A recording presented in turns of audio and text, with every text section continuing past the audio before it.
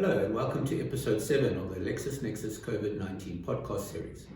I'm Greg Chamberlain, and in today's podcast we look into the recent directions issued by the Minister of Forestry, Fisheries and Environment to minimize the threat posed by COVID-19 and the impact a national state of disaster has had on processes regulated under the National Environment Management Act.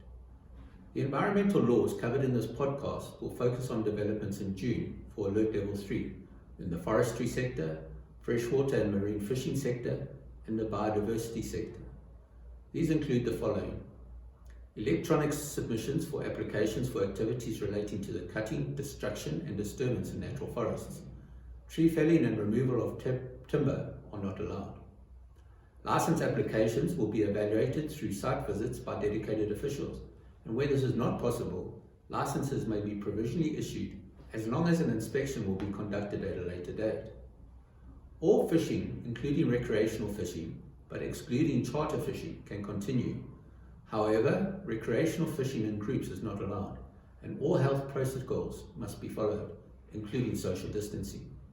Fishermen must have a valid permit for recreational fishing, which they can get from the post office. The Minister has also extended the timeframes contained in any fishing right, permit, exemption or license which may have lapsed during the lockdown or during Alert Level 4 period. In the biodiversity sector, activities that were restricted, like exporting or importing of live or dead specimens or plant specimens, hunting for sport or recreational purposes, closing of nurseries and curio shops, all bio-trade activities and wildlife auctions are now all permissible subject to conditions in the directions.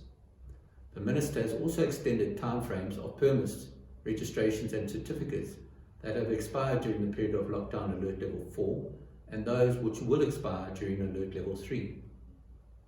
Meetings with external parties must now be conducted virtually via Microsoft Teams, and all correspondence will be sent as signed letters via email.